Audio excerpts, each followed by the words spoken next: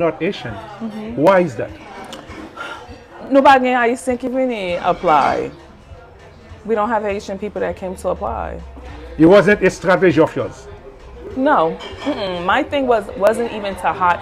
So this restaurant, even though myself and Duke is Haitian, it's not so much a Haitian restaurant because what we found was and I did a lot of research. Okay. Right.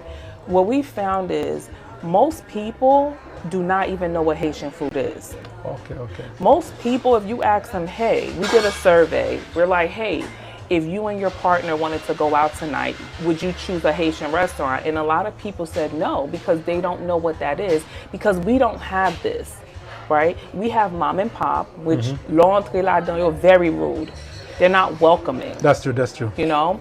So when I posted that I was hiring, we didn't get a lot of Haitian people that wanted to apply.